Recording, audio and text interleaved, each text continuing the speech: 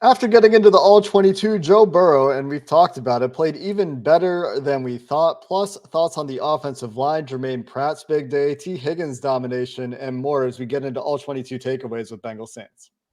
You are Locked On Bengals, your daily Cincinnati Bengals podcast. Part of the Locked On Podcast Network, your team every day.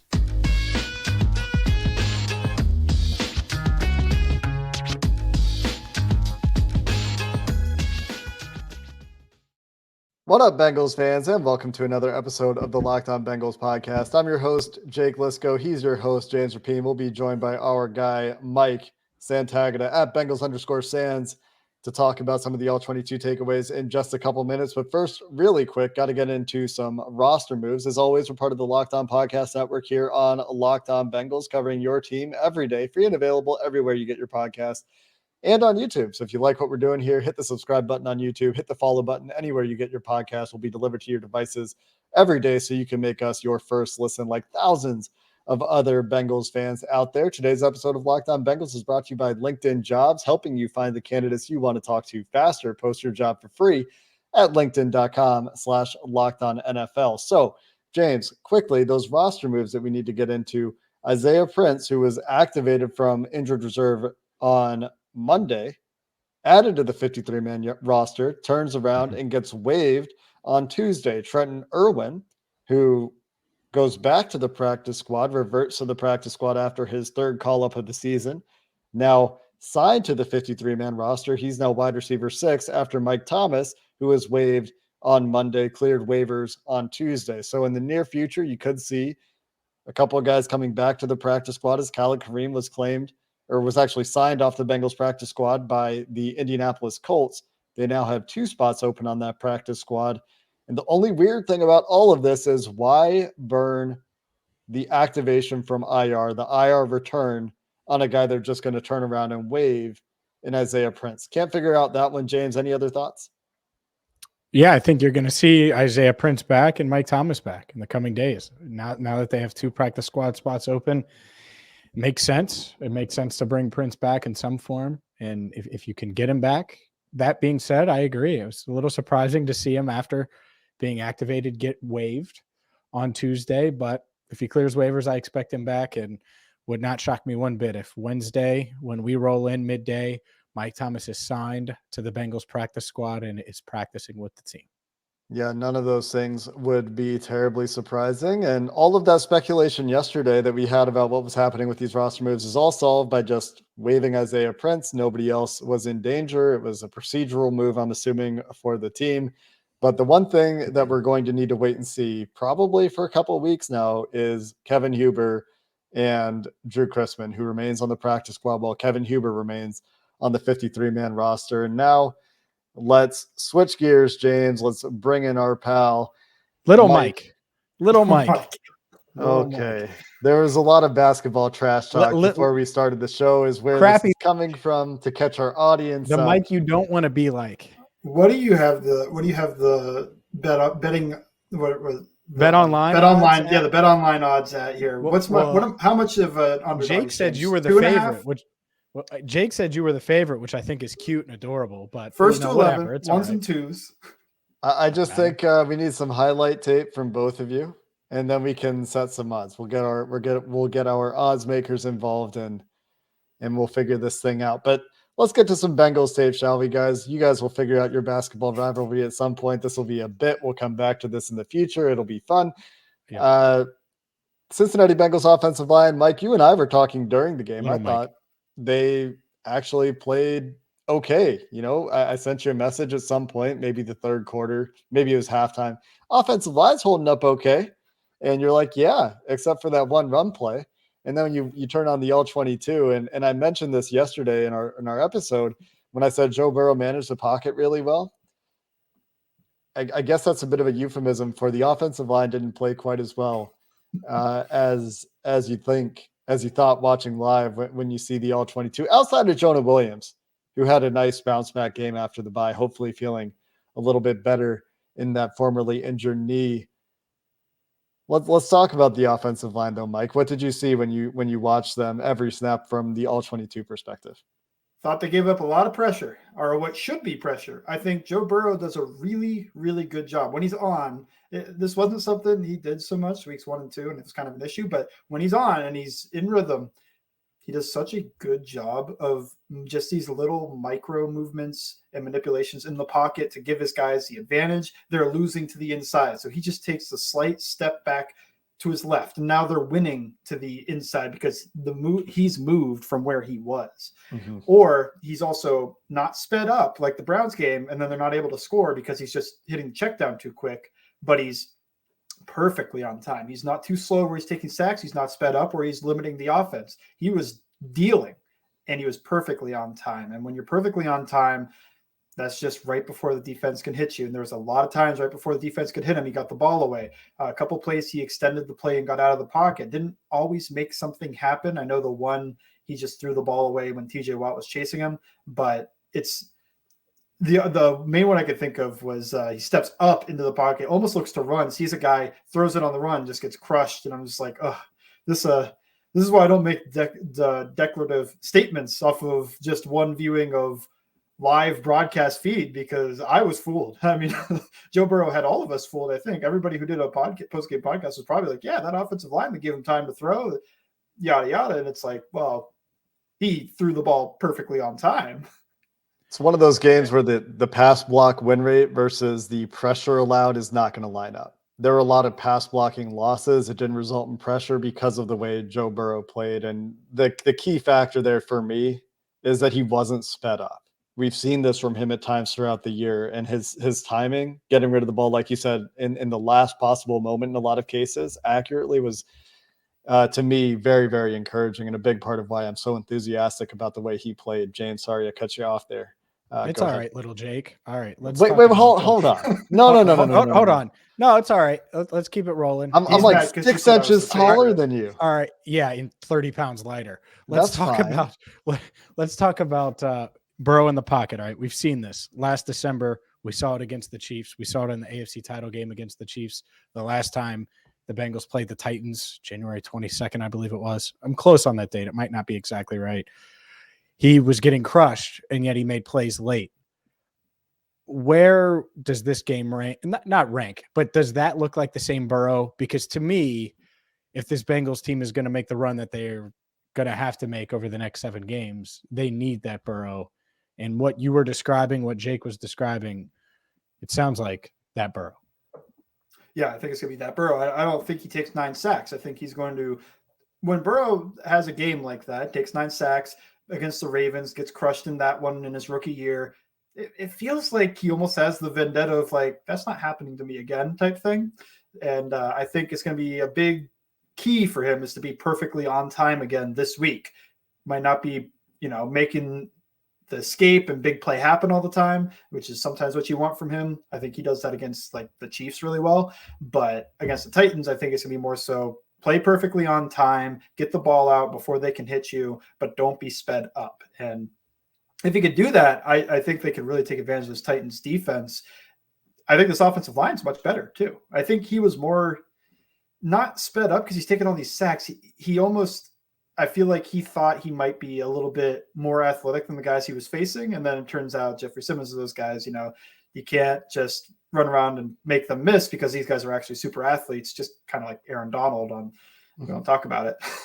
But I personally, I think, the Titans are concerned because of what happened last year in the postseason.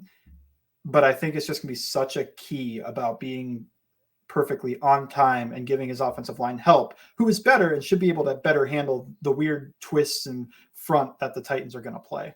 Titans are also missing potentially 2 key pieces. Harold Landry will not play for sure. He's not going to play this year. And we'll talk more about the Titans matchup, but Danico Autry also didn't practice on Tuesday, and the Titans did practice on Tuesday, unlike the Bengals. So that would be a big one. You talk about games where Burrow stepped up under pressure. I think about San Francisco last year too. He took 5 sacks in that game.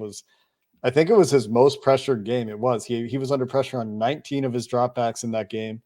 Out of 40 dropbacks, almost half of his dropbacks pressured and played obviously at a very high level. We point to that game, to the let Burrow cook all the time, because that was the game where they put the game on his shoulders eventually.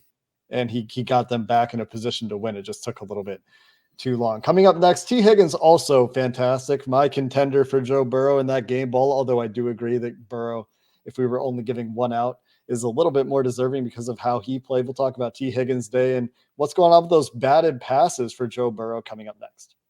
This show is sponsored by BetterHelp Therapy Online. Everyone deserves to feel their best, and with BetterHelp, it makes it easier to get started. As the world's largest therapy service, they've matched millions of people with professionally licensed and vetted therapists available 100% online. It's convenient, and you get all of the benefits of in-person therapy. It's more accessible, more affordable. All you do is fill out a brief questionnaire to match with a therapist, and if things aren't clicking, you can switch therapists at any time. No waiting rooms, no traffic, no endless searching for the right therapist. Get unstuck with BetterHelp.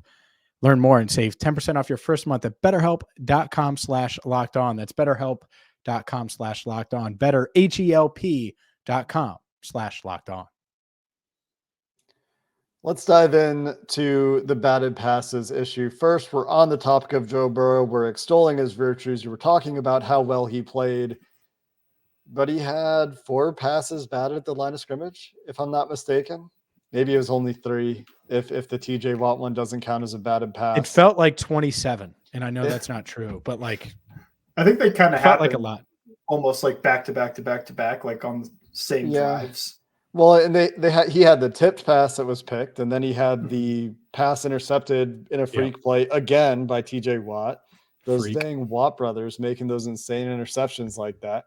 And you tip your hat for that kind of thing, but is this a Joe Burrow issue? Is this a scheme issue in terms of like drop back depth, or is this an offensive line issue in terms of the depth of the pocket, in the interior? Where is it different things on all of them? What did you see from that perspective? Because a lot of Bengals fans, and I mean a lot, are talking about it. And I do think with 15 batted passes this year now, Joe Burrow may lead the NFL in batted passes. He does. I think, like a lot of things, this has a lot of nuance to it. But to me, the number one thing is how much they love quick game. And I think the Steelers, they play the Bengals so much. Think of all the teams that are batting these passes. It's the Steelers. It's the Browns. I don't know if the Ravens did a lot, but I could think of the bad interception from Myles Garrett. I could think of all these batted passes against the Steelers, including week 1, they batted a bunch of his passes. Yeah, they did. And it's they know what this Bengals team likes to do. They study them. This is one of their main opponents. They play them twice a year, and I'm sure they spend a lot of their offseason talking about how they're going to stop them. So how do you stop the quick game?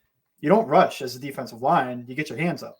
And I think that's what they're doing. I used to say that the offensive line could do more because they could punish these jumpers.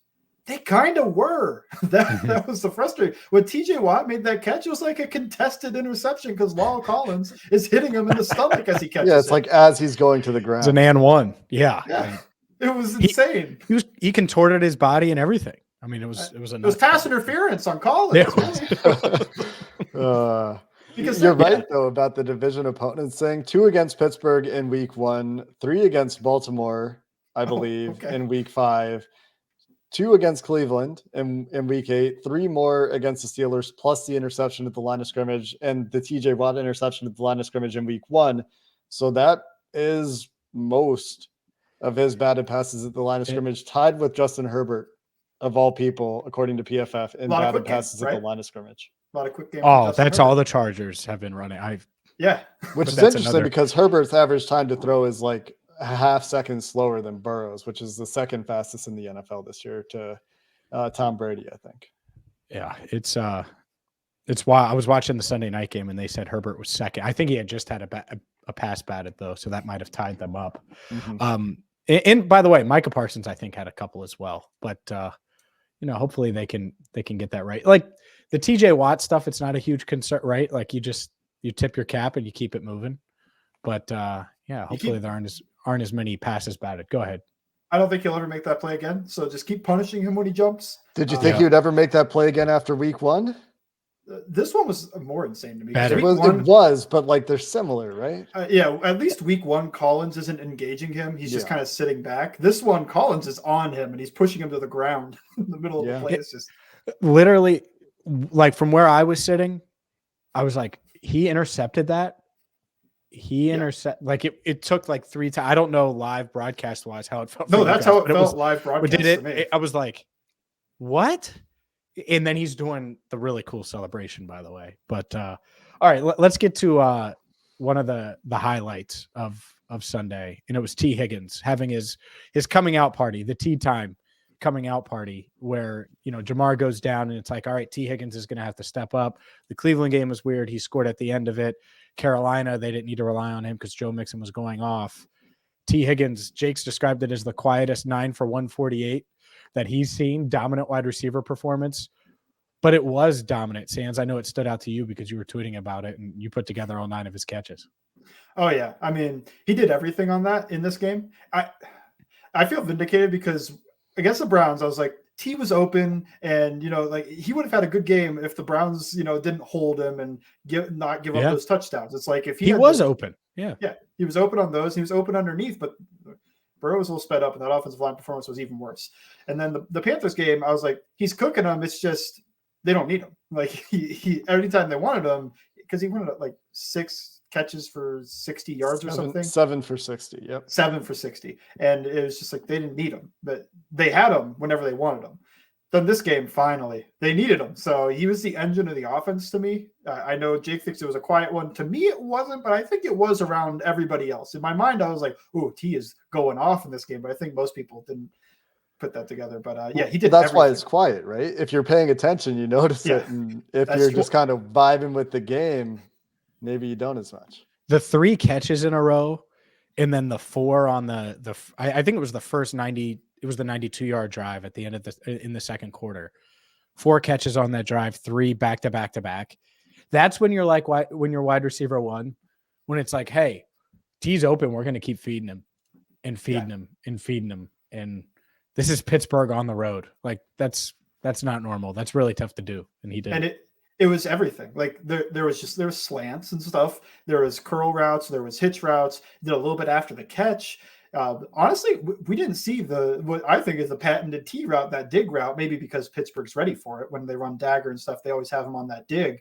Didn't really see that. And I thought the best one, after all those times the Browns held him, he finally got that go ball. I know he got one against the Browns, but it was garbage time. Nobody was watching. He finally got that go ball to put the game away, basically, where it was beautiful. It's like 4 steps to the outside, swim over to the inside, and the corner was, I think it was Wallace. He reaches out and tries to grab, but T's already gone, so now he's running after to catch up. And just honestly, not the perfect ball from Burrow, even though it was really good, because if it was just slightly more inside, he probably scores because he got let a little bit out of bounds. But what a route!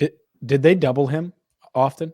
No, they actually didn't really respect him very much, and I didn't think so either. I was just his first catch.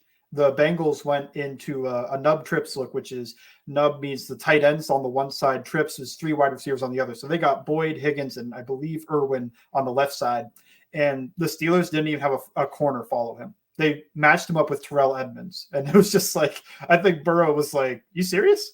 It was quads, actually. It wasn't even trips. It was quads. They had 4 guys to one side. They kept Pirine and Hurst close. They both chipped because Burrow, I think, was like, are you serious? And they ran a deep over route with him, and easy. Just the easiest catch he made the whole game. Yeah, that's the one I was thinking of, the deep crosser. You're right that he won in every way. I just want to point out also that he was generating separation. There are people out there, depending on who you listen to, you might have heard somebody say that he doesn't get separation, but it doesn't matter. I'm not going to name names, but he does get Is separation. that out there? That's out there? It was said on a prominent podcast today as we're recording, so Tuesday. Oh, wow. That's wrong.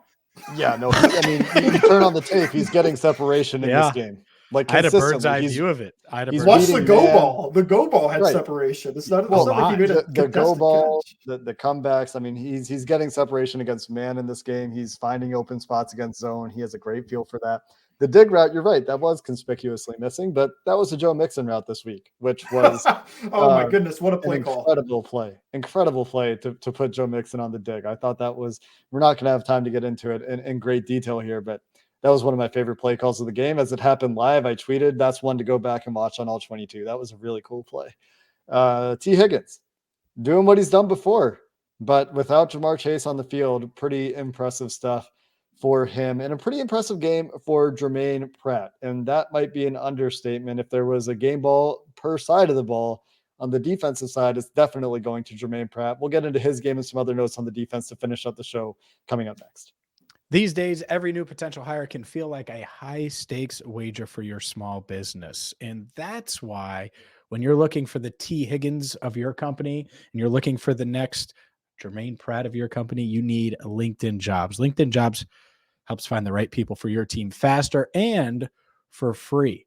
So you use their simple tools like screening questions that help you narrow down the pool of candidates so you can find the right person for the job. It's why small businesses rate LinkedIn Jobs #1 in delivering quality hires versus leading competitors. LinkedIn Jobs helps you find the qualified candidates you want to talk to faster. Post your job for free right now at linkedin.com/LockedOnNFL. That's linkedin.com/LockedOnNFL to post your job for free. Terms and conditions apply. Germaine Pratt played a really good game of football. Playoff P. Pittsburgh P.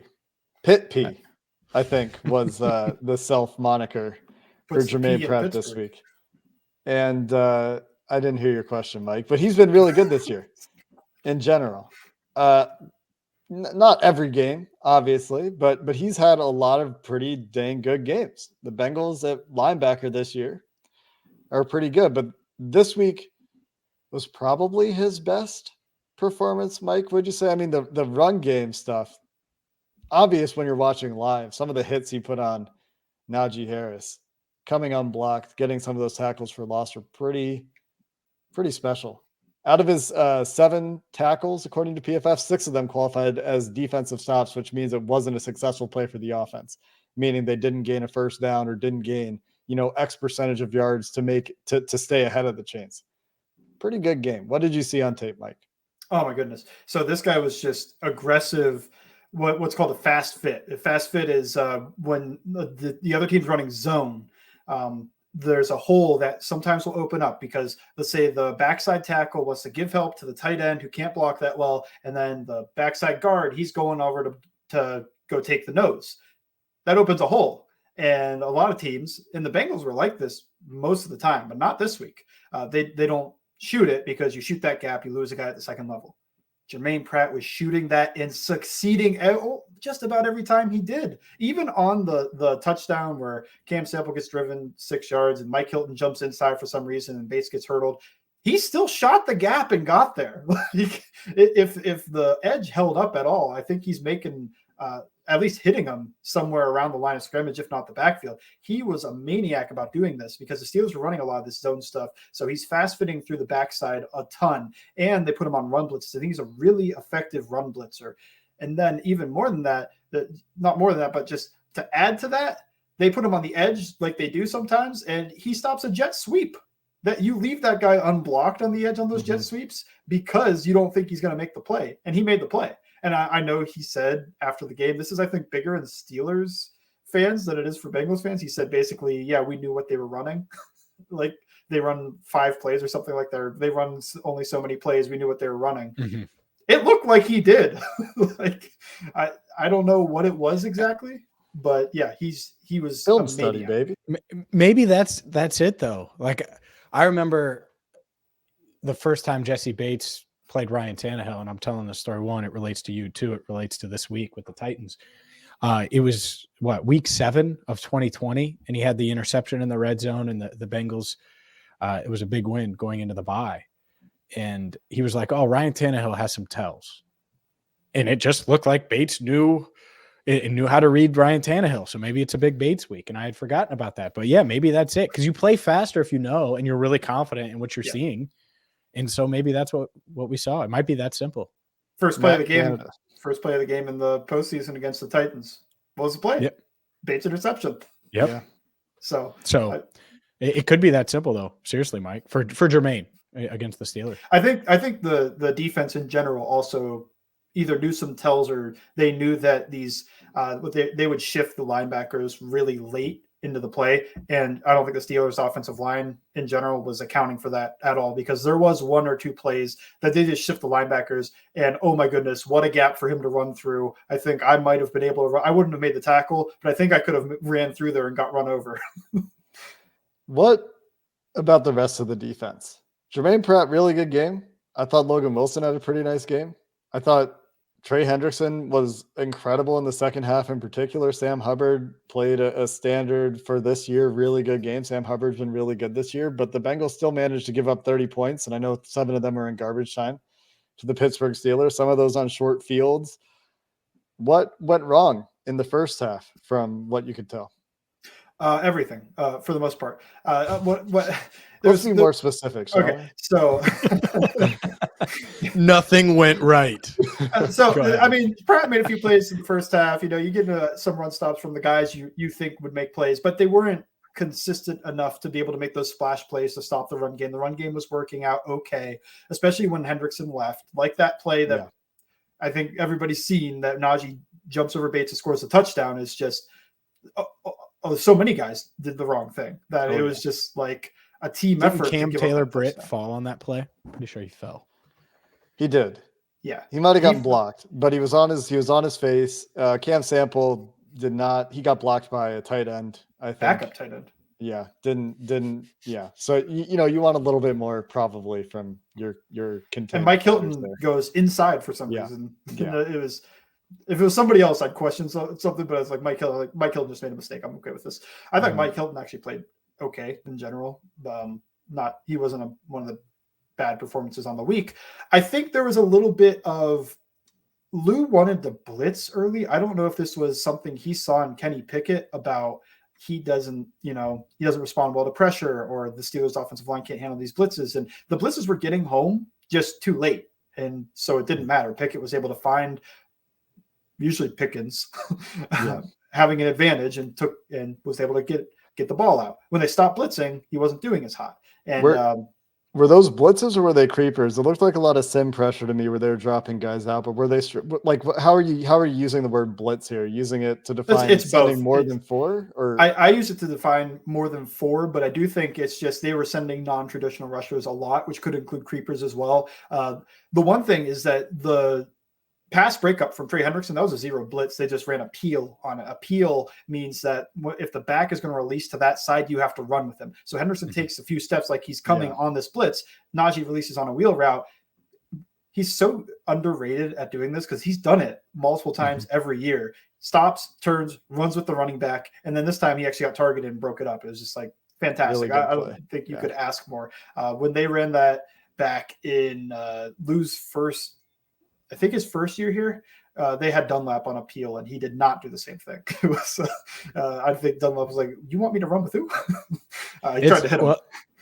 It's the proof of what they've done in free agency has fit what they've needed. And there's plenty of reasons to prove it, but like that specific play, right? Carl Lawson and Carlos Dunlap are not doing that.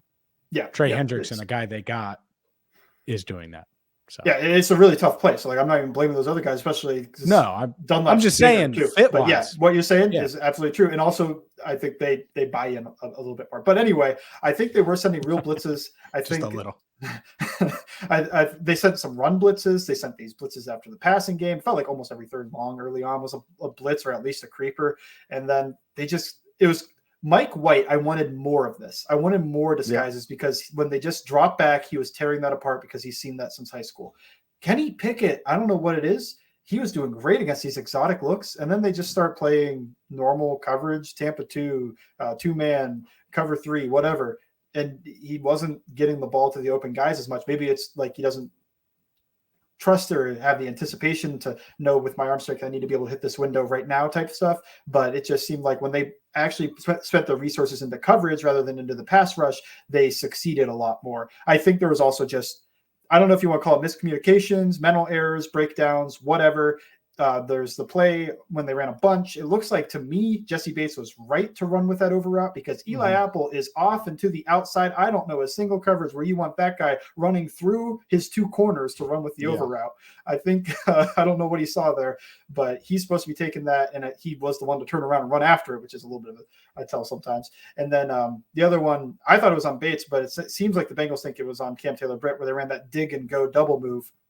And Cam Taylor-Britt doesn't run with it. Bates tries to jump the dig, but I think they're running some type of coverage where Bates is jumping that dig, but you're still responsible if he then makes a double move and goes deep, because it sounds everywhere else, it sounds like that they might think that's Cam Taylor-Britt. And Jessie Bates gives him the old arm around, talk to right after the play. I don't think Bates is some malicious guy that he's doing that to cover himself. I think he's just doing a teaching moment, like when he wasn't even on the team and he wanted to watch film with Dax Hill. I think he's really bought in, and he really likes the team, and he wants these guys to succeed. He didn't even play that well, but I just wanted to defend him a tiny bit, because I think whenever he has a bad game, Bengals Twitter makes it think that they'd be better off starting me back there.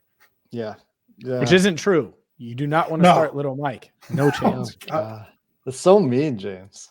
It's true. Wait till the live stream. I'm going to save it. I'm going to put it in a Google Drive. To your point, Mike, when the Bengals blitzed, according to PFF, and I think PFF defines blitzing as sending a non-traditional rusher.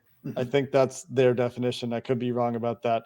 Kenny Pickett was 8 of 9 for 114 yards. That's almost 90% completion percentage on those passes. That's better than I thought. Yards, 12.7 yards per attempt, and his lone touchdown of the day. When the Bengals did not blitz Kenny Pickett, he completed 51% of his passes, 17 to 33 for just 4.6 yards per attempt. Maybe he's just a guy that needs to see it open to throw it. And when they're just dropping back and playing zone or playing whatever they were playing on those non-blitz snaps, he didn't see it open. Maybe when they blitzed, he was able to identify the blitz and see the guys open more readily. And those non-blitzes, I think those numbers were honestly a little bit inflated, because they started playing that real soft Tampa 2 and letting them just kind of check the ball underneath. So he might have been under around like 30% in the real time. Yeah, that's true. The Steelers were under 300 yards before the game was totally over, and it was a 2-score game late in the fourth quarter. I had one other point, and it is now escaping me. So, anything else from you guys? Are we out of here? I think we're out of here. I do, and I'm not actually going to take a shot at little Mike. Hopefully the offensive line can figure this out, though, and be a little bit better in Nashville, because this game is going to be harder. I think we all agree. Yeah, this game is, and the Titans are a much better team than the Steelers, and it's going to be a crazy environment. And by the way, they're going to want revenge. So it's a big game. They're all denying it, by the way. Jeffrey Simmons, Mike Vrabel, all these guys. I would want revenge. Spade's not there. Revenge. I think that's the guy they really didn't like. Yeah, maybe. But I think they want revenge. Yeah, these are some of the most competitive humans on the planet. Like, yeah, I've wanted revenge against people that I didn't even need revenge against. Like Mike for basketball I still stuff. want revenge. I don't need revenge against Mike. He's going to want to get revenge after I bust his tail. I'm a 5.5 point favorite in the point game. It don't matter. I don't pay attention to that stuff. James might be the most competitive person I've ever met.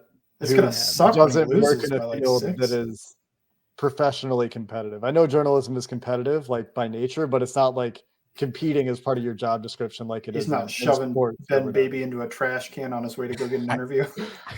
Proverbially, maybe. No comment.